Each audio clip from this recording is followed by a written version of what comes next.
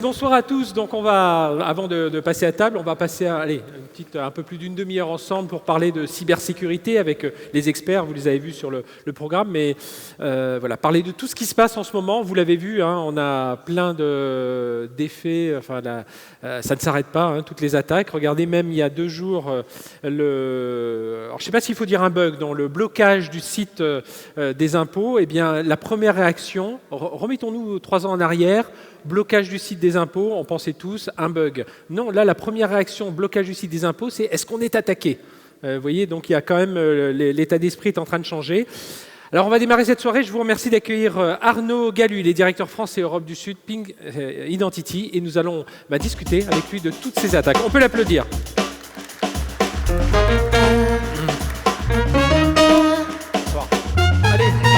En lumière, Arnaud Galu, donc directeur France et Europe du Sud de Ping Identity, donc société basée sur l'identité numérique, on s'en doute avec ce nom Ping. Alors, je disais là, tiens, coup sur coup, il y a quelques jours, enfin même si vous regardez, je pense que si vous regardez ce soir, on va partir aux États-Unis, le site de la ville de Baltimore, grande ville de la côte est américaine, ils ont toujours sur la home page, vous avez une grande barre rouge indiquant on ne reçoit ni mail, on ne communique plus par mail. Si vous avez un service à demander, ou des transactions à faire, contactez directement le service par téléphone. Ils sont victimes d'un ransomware depuis le 7 mai et le maire refuse de payer. Donc du coup, tous les services sont bloqués. Donc on voit, ça devient quand même des éléments importants. Je parlais de ce bug, ce blocage du site. Et puis c'est une sécurité en fait qui s'est mise en place au niveau des impôts. Arnaud, aujourd'hui, voilà, on s'en doute, c'est pour ça qu'on est là ce soir, c'est la cybersécurité est au cœur de tout ça. Cybersécurité, aujourd'hui, il faut analyser, il faut protéger ses utilisateurs, évidemment, mais aussi ses collaborateurs. Absolument. En fait, aujourd'hui, on est passé d'un enjeu qui était autrefois de protéger l'entreprise avec une approche périmétrique basée sur les frontières du réseau. Et puis, tout cela a beaucoup changé avec le changement de l'usage digital au quotidien en tant que aussi bien professionnel que personnel.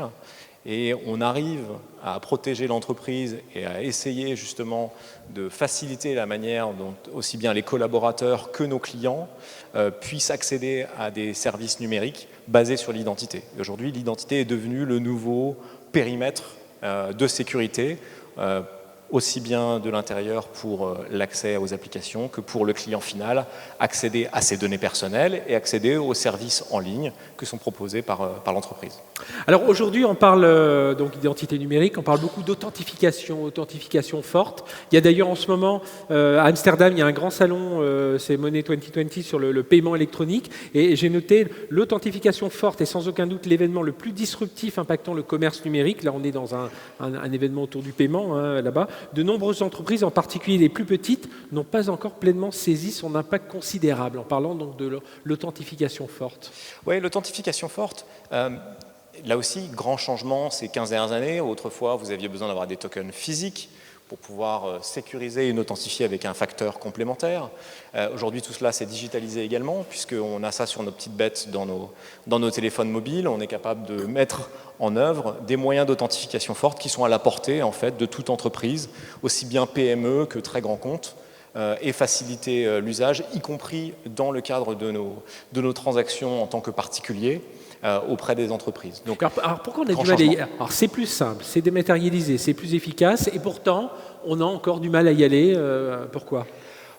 Je pense qu'on est français, donc on s'interroge toujours un petit peu, on prend le temps de regarder ce qui se passe. Mais aujourd'hui, en tout cas de notre point de vue chez Ping Identity, on voit l'année dernière, pour vous citer juste ces chiffres-là, on a multiplié par 4 le nombre de nos clients sur le domaine de l'authentification forte, touchant aussi bien des ETI, des entreprises de 1000, 2000 personnes, que des très grands comptes qui viennent, qui rafraîchissent leur technologie, justement pour flexibiliser l'usage pour leurs propres besoins. Et si je prends l'exemple également des clients finaux, comme vous et moi qui accédons à des services numériques, de plus en plus, on nous propose ce genre de service d'authentification forte, mais pour le flexibiliser en tant que client, c'est typiquement un second facteur. On vous envoie un code à usage unique sur votre téléphone. Donc ça commence à rentrer dans nos habitudes. Un autre souci, aujourd'hui, on va en reparler certainement avec nos invités juste après. Évidemment, vous le savez tous, l'entreprise ouvre davantage son système d'information. Ça veut dire l'ouvrir à des partenaires, à des startups, à tous ceux qui peuvent collaborer avec l'entreprise. Ça veut dire des API, si on rentre un peu dans la partie technique. Et ces API, c'est en train de devenir l'un des vecteurs de menaces les plus importants. Et on n'avait pas forcément vu venir. On se disait, bon là, on reste au niveau de l'interface entre applications, ça va tenir. Et en fait, non, c'est une faille potentielle. C'est une faille de plus en plus importante. En réalité, si on regarde les plus grandes failles applicatives, pour ne pas les citer, celles de Facebook, celles de Google et les autres, ce sont très souvent des failles qui ont pour origine un problème dans l'API et la protection justement des API. Pourquoi ? Parce qu'en fait, on granularise l'ouverture du système d'information au travers de ces API, et donc il y a un certain nombre de bonnes pratiques à respecter autour de la sécurisation de ces API, et d'une part, et d'autre part, la deuxième problématique de fond, c'est la professionnalisation des attaques, qui est de plus en plus industrielle, et qui du coup fait appel à typiquement de l'intelligence artificielle. Donc, il est pour un certain nombre de cas d'usage important de réfléchir à approcher la sécurisation de ces API, justement aussi avec une approche d'intelligence artificielle. Là c'est le rôle qui est en train, parce qu'on en parle évidemment beaucoup de l'intelligence artificielle, on en met à toutes les sauces, y compris en cybersécurité. C'est souvent plus du machine learning vraiment que de l'intelligence artificielle, mais quand même, ça commence à être des algorithmes plus poussés aujourd'hui. Oui, tout à fait. Alors, je veux pas élaborer juste sur nos solutions, mais on a dû développer en propre des algorithmes ciblés, justement, pour répondre à ces menaces, parce que des algorithmes standards, qu'ils soient open source ou autres, ne répondaient pas efficacement à la menace justement qui était portée sur les API. Donc ce sont véritablement, prendre un exemple concret, quelqu'un qui vient sur un portail client ou sur son application bancaire, sur son smartphone, il va en règle générale faire un certain nombre d'actions, et donc qui correspondent à un usage humain de l'application en question. Un attaquant, lui, a pour but de, subtilement mais le plus rapidement possible, pouvoir récupérer des données personnelles, pouvoir ensuite potentiellement récupérer de la donnée financière et autres. Donc il n'a pas du tout le même cheminement d'usage de ces API.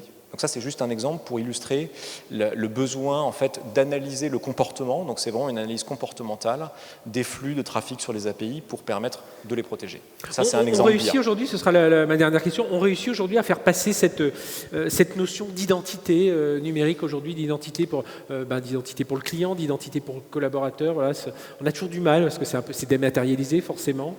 Oui, de plus en plus... Encore une fois, l'identité s'est beaucoup transformée.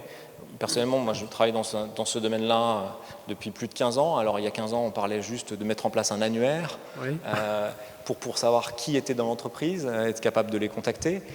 Aujourd'hui, on a largement dépassé ce stade pour vraiment consommer l'identité numérique, y compris pour faire des sauts de puce, entre guillemets, depuis l'entreprise vers nos partenaires à l'intérieur de l'entreprise. Et puis également, en tant que client, encore une fois, regardez vous-même les services numériques qui sont disponibles en ligne aujourd'hui, qui n'étaient pas il y a 10 ans. On citait le service des impôts, mais il y a plein d'exemples, qu'ils soient privés ou publics. L'identité numérique est vraiment au cœur de notre quotidien. Et puis on va reparler. Merci Arnaud Galu. Avec plaisir. On peut vous appeler, je récupère le micro. Passez une bonne soirée. Merci. Évidemment, vous restez avec nous tout au long de cette soirée.